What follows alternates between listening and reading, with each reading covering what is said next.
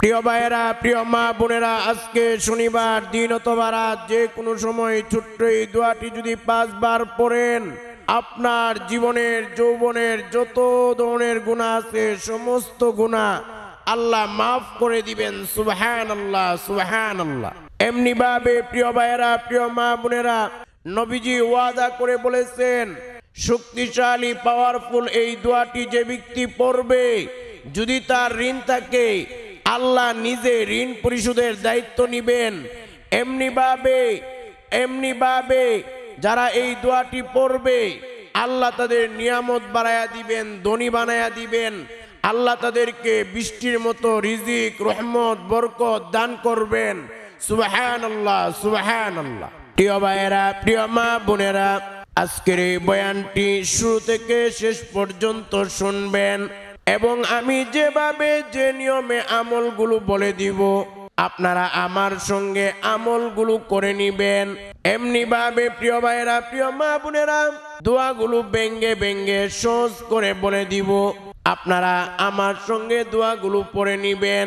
প্রিয় ভাইয়েরা, প্রিয় মা বোনেরা, ভালো করে মনে রাখবেন, এই আমলগুলো যদি করতে পারেন আপনাদের জীবনের যৌবনের যত ধরনের গুনাহ আছে, হাতের গুনাহ, পায়ের গুনাহ, অন্তরের গুনাহ, কানের গুনাহ, যত ধরনের গুনাহ আছে সব ধরনের গুনাহ আমার আল্লাহ ধুয়ে মুছে আপনাকে পুত পবিত্র বানায়া দিবেন। সুবহানাল্লাহ। প্রিয় ভাইয়েরা, প্রিয় মা বোনেরা, ভালো করে মনে রাখবেন, এই যে আজকে শনিবার, এই শনিবার কত মানুষ গত শনিবারে দুনিয়াতে ছিল, এই শনিবারে তারা দুনিয়াতে নাই, দুনিয়া থেকে বিদায় হয়ে গেছে। 3.5 হাত মাটির নিচে অন্ধকার কবরের দেশে শায়িত আছে। এমনি ভাবে এই যে আজকে শনিবার, এই শনিবার কার জীবনের শেষ শনিবার হয়ে যায় বলা যায় না। আজকে আপনার জীবনের শেষ দিন হয়ে যাইতে পারে, আপনি মরা লাশ হয়ে যাইতে পারেন। একটু চিন্তা করে দেখেন, কত মানুষ সকাল বেলা বাড়ি থেকে বের হয়, বিকাল বেলা জোহরের সময় তার লাশটা বাড়িতে ফিরে আসে। আবার কত মানুষ জোহরের সময় বাড়ি থেকে বের হয়, বিকাল বেলা তার লাশটা বাড়িতে ফিরে আসে। কত মানুষ রাতের বেলা ঘুমায় আর তার ঘুমটা ভাঙে না, ঘুমের মধ্যেই দুনিয়া থেকে বিদায় হয়ে যায়। সকাল বেলা তার মরা লাশটা তার বাড়ি থেকে বের করা হয়। এই জন্য মনে রাখবেন, মরণের কোনো গ্যারান্টি নাই। আজকের দিন আপনার জীবনের শেষ দিন হয়ে যাইতে পারে, আজরাইল হাজির হয়ে যাইতে পারে। আজরাইল যখন হাজির হয়ে যাবে আমাদের রূহটা কবজ করে ফেলবে, আমরা মরা লাশ হয়ে যাব। আমরা যখন মরা লাশ হয়ে যাব, কেউ চলে যাবে বাঁশঝাড়ের মধ্যে বাঁশ কাটার জন্যে, আবার কেউ চলে যাবে কবর খনন করার জন্যে, আবার কেউ চলে যাবে কাফনের দোকানে কাফনের কাপড় কেনার জন্যে। আপনজনেরা মিলে জীবনের শেষ গোসল করাইয়া 3.5 হাত মাটির নিচে অন্ধকার কবরের দেশে শায়িত করবে। যেই কবরে বাতি থাকবে না, সাথী থাকবে না, কেউ থাকবে না, ওই কবরের মধ্যে যদি আমরা গুনার বোঝা নিয়ে যাই আমাদের খবর হয়ে যাবে।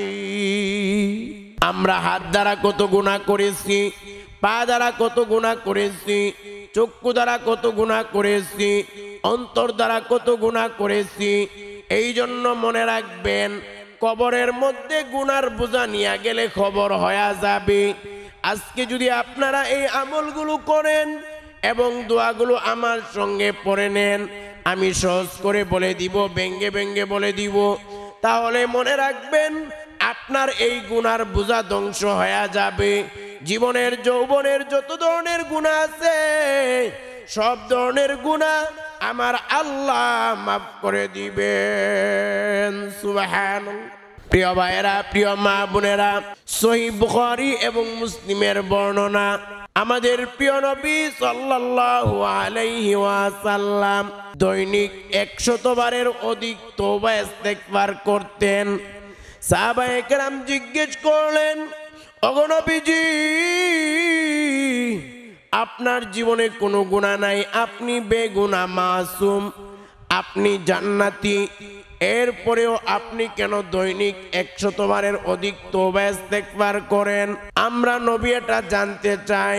আমাদের প্রিয় নবী সাল্লাল্লাহু আলাইহি ওয়াসাল্লাম বলেন, এ আমার সাহাবীরা শুনো শুনো, আমি কি আল্লাহর শুকরগুজার বান্দা হব না?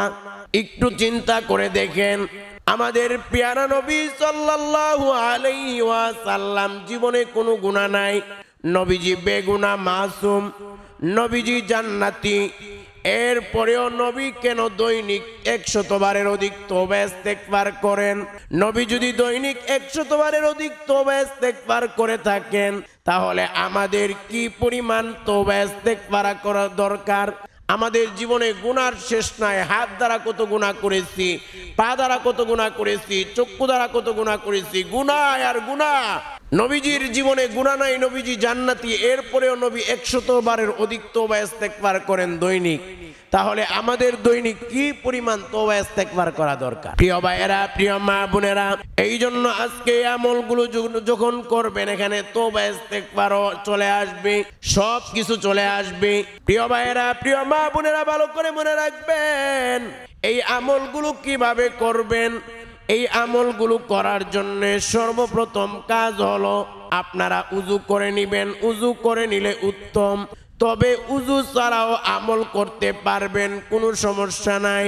প্রিয় ভাইয়েরা, প্রিয় মা বোনেরা, ভালো করে মনে রাখবেন উযু করলে উযুর শুরুতে আপনারা বিসমিল্লাহ পড়বেন। কারণ আমার নবী বলেন, এ আমার উম্মতেরা, তোমরা প্রত্যেকটা ভালো কাজ বিসমিল্লাহ বলে করো, বিসমিল্লাহ বলে শুরু করবা।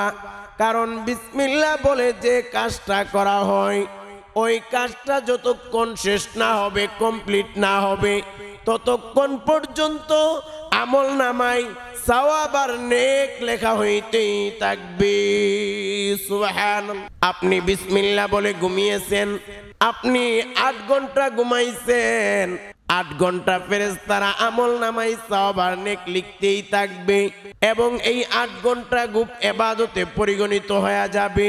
আপনি বিসমিল্লাহ বলে গাড়িতে আরোহণ করেছেন, আপনি 10 ঘন্টা গাড়িতে ছিলেন, এই 10 ঘন্টা ফেরেশতারা আপনার আমল নামায় সওয়াব আর নেক লিখতেই থাকবে, এবং এই গাড়িতে আরোহণ করাটা, গাড়িতে সফর করাটা, এটা ইবাদতে পরিগণিত হয়ে যাবে। সুবহানাল্লাহ। প্রিয় ভাইয়েরা, প্রিয় মা বোনেরা, এই জন্য প্রত্যেকটা ভালো কাজ বিসমিল্লাহ বলে শুরু করবেন। মনে রাখবেন, বিসমিল্লাহ বলে যে কাজ শুরু করা হয়, ওই কাজে শয়তান কখনো অংশগ্রহণ করতে পারে না। আমাদের প্রিয় নবী সাল্লাল্লাহু আলাইহি ওয়াসাল্লাম বলেন, যখন কেউ বিসমিল্লাহ বলে ঘরে প্রবেশ করে, শয়তান তার সঙ্গীদেরকে ডেকে ডেকে বলে, এ আমার সাথী সঙ্গীরা, আজকে এই ঘরের মধ্যে আমাদের থাকার কোনো ব্যবস্থা নাই। যখন কেউ বিসমিল্লাহ বলে খাবার খায়, তখন শয়তান তার সঙ্গীদেরকে ডেকে ডেকে বলে, এ আমার সাথী সঙ্গীরা, আজকে এই ঘরের মধ্যে খাবারের কোনো ব্যবস্থা নাই।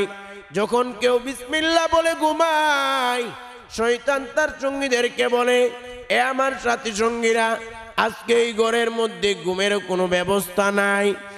আর যখন কেউ বিসমিল্লাহ না বলে ঘরে প্রবেশ করে, শয়তান তার সাথী সঙ্গীদেরকে ডেকে ডেকে বলে, এ আমার সাথী সঙ্গীরা, এই ঘরের মধ্যে আজকে থাকার ব্যবস্থা হয়ে গেছে।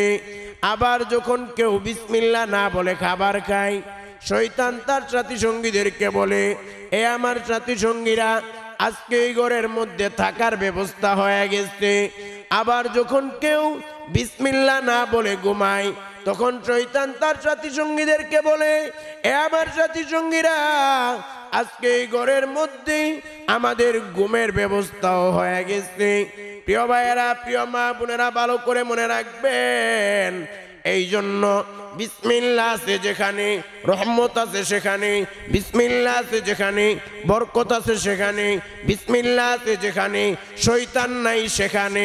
এই জন্য বিসমিল্লাহ বিসমিল্লাহ প্রত্যেকটা ভালো কাজে আমাদের পড়তে হবে, বলতে হবে। প্রিয় ভাইয়েরা, প্রিয় মা বোনেরা, উজুর শুরুতে আপনারা বিসমিল্লাহ পড়বেন, এবং উজুর শেষে আপনারা একবার কালিমে শাহাদাত পাঠ করবেন। কারণ আমার নবী বলেন, যখন কেউ কালিমে শাহাদাত উজুর শেষে একবার পড়ে, আমার আল্লাহ ওই ব্যক্তির জন্য জান্নাতের 8টা দরজা খুলে দিবেন। হাসরের ময়দানে আমার আল্লাহ ওই ব্যক্তিকে ডেকে ডেকে বলবে, এ বান্দা, এ বান্দি, জান্নাতের 8টা দরজা তোর জন্য খোলা রয়েছে, যে দরজা দিয়ে খুশি জান্নাতে চলে যাও। সুবহানাল্লাহ। প্রিয় ভাইয়েরা, প্রিয় মা বোনেরা, উজু করে আমলটা করা উত্তম, তবে উজু ছাড়াও করতে পারবেন, কোনো সমস্যা নাই। এই আমলটা কিভাবে করবেন, আমি যেভাবে যে নিয়মে বলে দিব ওইভাবে করবেন। এই আমলটি করার জন্যে সর্বপ্রথম কাজ হলো, আমি যে দুরূদটি যেভাবে যে নিয়মে পড়ব, আমার সঙ্গে আপনারা দুরূদটি 5 বার পড়বেন। এরপর দ্বিতীয় নাম্বার কাজ হলো, ক্ষমার শক্তিশালী পাওয়ারফুল এই দোয়াটি আপনারা আমার সঙ্গে 5 বার পড়বেন।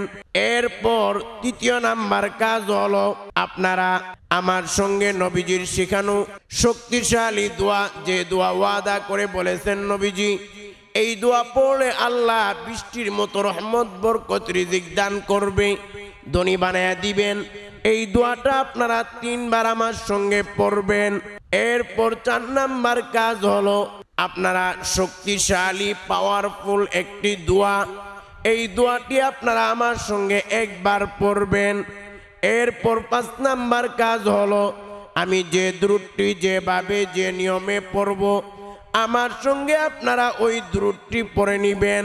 প্রিয় ভাইয়েরা, প্রিয় মা বোনেরা, সর্বপ্রথম কাজ হলো, আমি যে দুরূদটি পড়ব, আমার সঙ্গে ওই দুরূদটি আপনারা 5 বার পড়বেন। প্রিয় ভাইয়েরা, প্রিয় মা বোনেরা, ভালো করে মনে রাখবেন, আল্লাহর নবীর সাহাবী ওমর ইবনুল খাত্তাব রাদিয়াল্লাহু তাআলা আনহু থেকে বর্ণিত, তিনি বলেন, ইন্নাদ দুআ মাওকুফুন বাইনাস সামাই ওয়াল আরদ। আল্লাহর নবীর সাহাবী ওমর রাদিয়াল্লাহু তাআলা আনহু বলেন, নিশ্চয় দোয়া আসমান এবং জমিনের মাঝখানে ঝুলন্ত থাকবে, লটকায়া থাকবে, যতক্ষণ না তোমরা তোমাদের নবীর উপর দুরূদ পাঠ করো। প্রিয় ভাইয়েরা, প্রিয় মা বোনেরা, ভালো করে মনে রাখবেন, নবীর উপর অবশ্যই আমাদের দুরূদ পাঠ করতে হবে। যদি নবীর উপর দুরূদ না পাঠ করি, আমাদের দোয়া, আমাদের আমল আল্লাহর দরবারে কখনোই কবুল হবে না। কবুল হবেই বা কিভাবে? আমল আর দোয়াগুলো তো আরশে আজিম আল্লাহ পর্যন্ত পৌঁছাইতেই পারে না। আসমান আর জমিনের মাঝখানে দোয়া আমল এগুলো ঝুলন্ত থাকে নবীর উপর দুরূদ না পাঠ করলে। অনেকে অনেক সময় বলে, হুজুর আমল করলাম, দোয়া করলাম, কোনো কিছুই তো কবুল হইতেছে না। দেখেন, আমল দোয়া কবুল না হওয়ার অন্যতম একটি কারণ, অনেকগুলো কারণ আছে, এর মধ্যে অন্যতম একটি কারণ হলো নবীর উপর দুরূদ না পড়া। এই জন্য দুরূদের ক্ষেত্রে কৃপণতা করা যাবে না, দুরূদ পড়তে হবে। প্রিয় ভাইয়েরা, প্রিয় মা বোনেরা, এমনি ভাবে ভালো করে মনে রাখবেন, আমরা যখন দুরূদ পড়ি, ওই দুরূদগুলা ফেরেশতারা নবীর রোজায় নবীর কাছে পৌঁছায় দেয়। নবীকে গিয়ে বলে, ওগো নবীজি,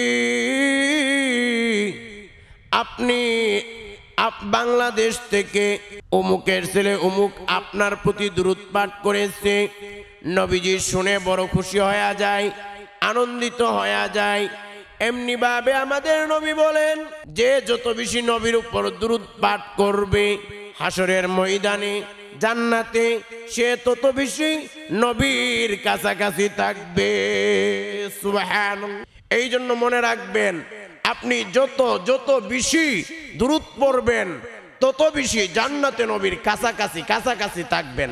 সুবহানাল্লাহ। প্রিয় ভাইয়েরা, প্রিয় মা বোনেরা, এমনি ভাবে আমাদের প্রিয় নবী সাল্লাল্লাহু আলাইহি ওয়াসাল্লাম বলেন, যখন কেউ একবার নবীর উপর দুরূদ পাঠ করে, আমার আল্লাহ তার উপর 10টা রহমত বর্ষণ করে, তার 10টা মর্যাদা বাড়িয়ে দেন, তার 10টা গুনাহ ক্ষমা করে দেওয়া হয়, তার আমল নামায় 10টি নেক দান করে দেয়া হবে।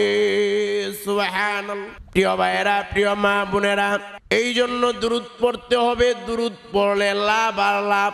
আমি যে দুরূদটি যেভাবে যে নিয়মে পড়ব, আমার সঙ্গে আপনারা ওই দুরূদটি 5 বার পড়বেন। আপনারা আমার সঙ্গে দুরূদটি পড়েন। আল্লাহুম্মা সাল্লি আলা মুহাম্মাদ ওয়া আলা আলি মুহাম্মাদ। দ্বিতীয়বার, আল্লাহুম্মা সাল্লি আলা মুহাম্মাদ ওয়া আলা আলি মুহাম্মাদ। তৃতীয়বার, আল্লাহুম্মা সাল্লি আলা মুহাম্মাদ ওয়া আলা আলি মুহাম্মাদ। চতুর্থবার, আল্লাহুম্মা সাল্লি আলা মুহাম্মাদ ওয়া আলা আলি মুহাম্মাদ। পঞ্চমবার, আল্লাহুম্মা সাল্লি আলা মুহাম্মাদ ওয়া আলা আলি মুহাম্মাদ। প্রিয় ভাইয়েরা, প্রিয় মা বোনেরা, এই দুরূদটি 5 বার পড়ার পরে দ্বিতীয় নাম্বার কাজ হলো ক্ষমার এই শক্তিশালী দোয়াটি আপনারা 5 বার পড়বেন। আল্লাহর পয়গম্বর মুসা আলাইহিস সালাতু ওয়াস সালাম যখন একটা ভুল করেছিলেন, এরপর আল্লাহর কাছে এই দোয়াটা করেছেন।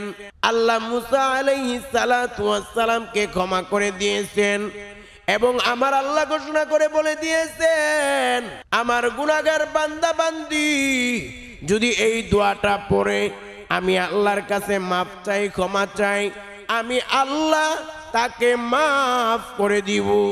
সুবহানাল্লাহ।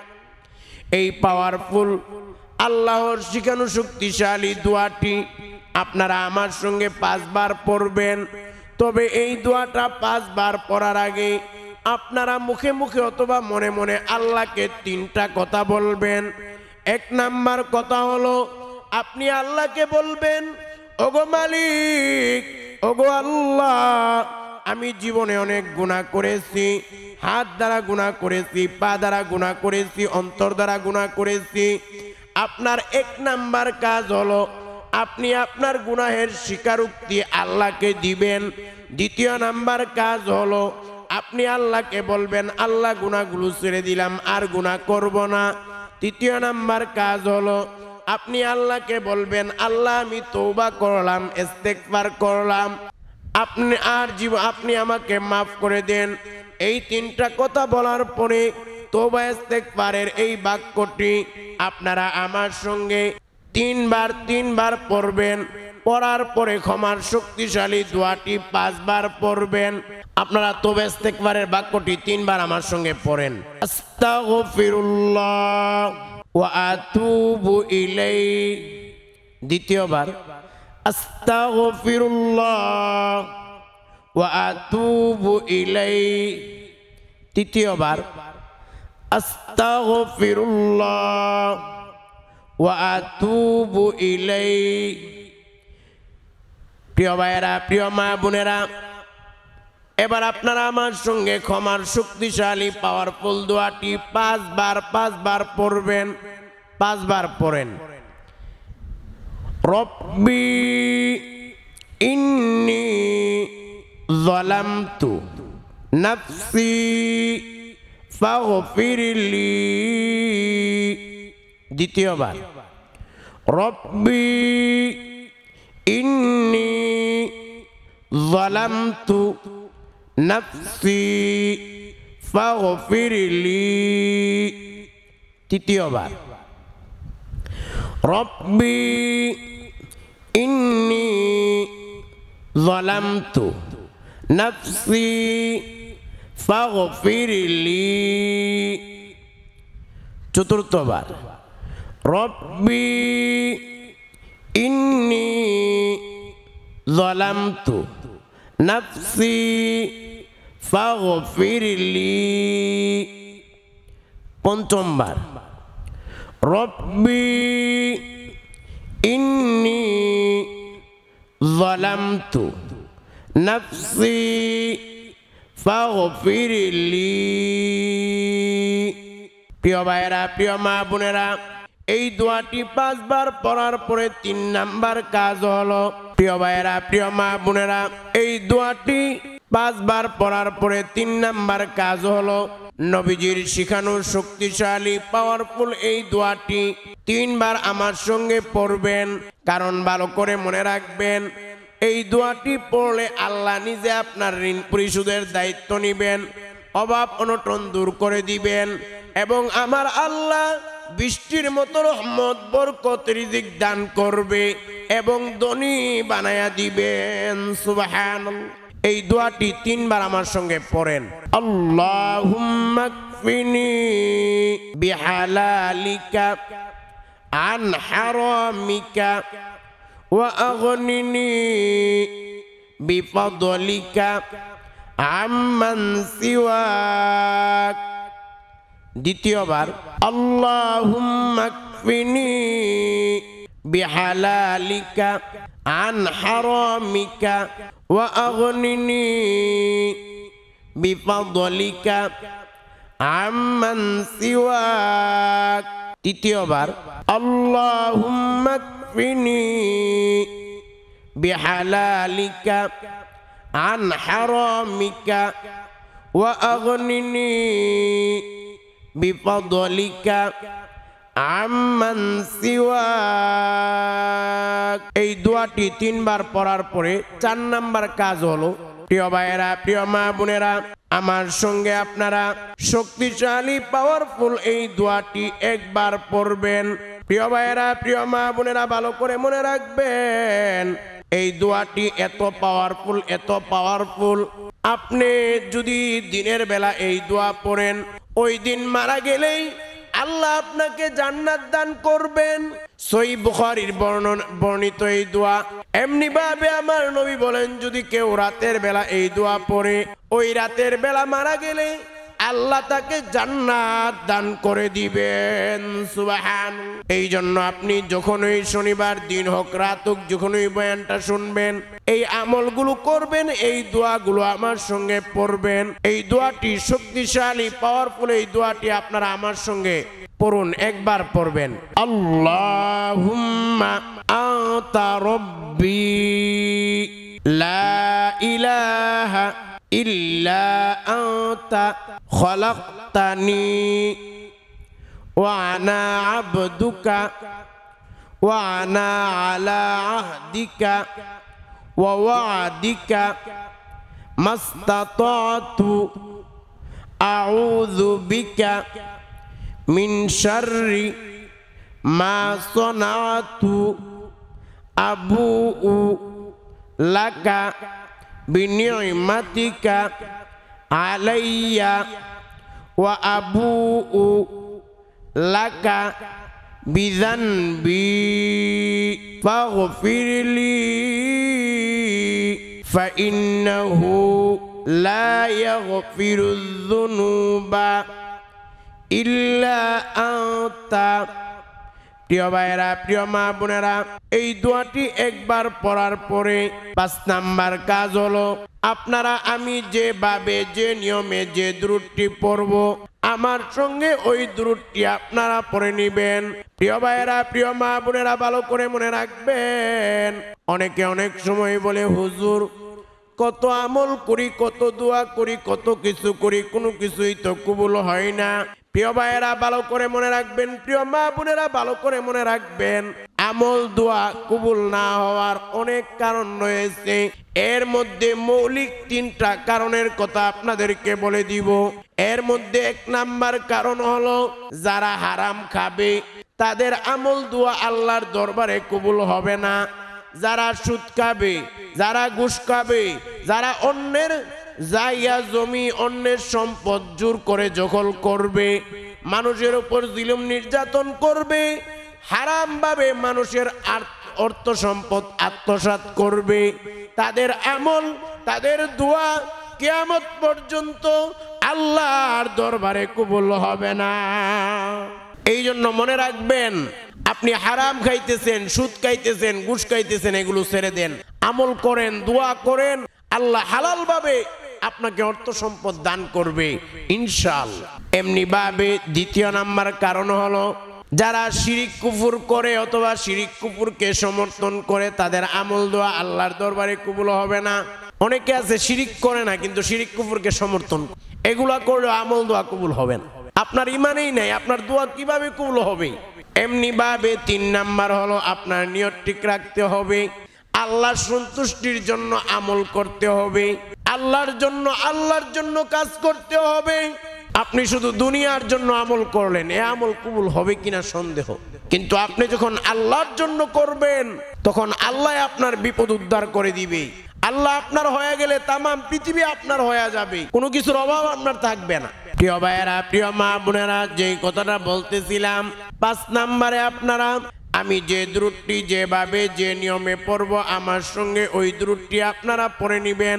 আপনারা আমার সঙ্গে দুরূদটি পড়েন, আল্লাহুম্মা সাল্লি আলা মুহাম্মাদ ওয়া আলা আলি মুহাম্মাদ।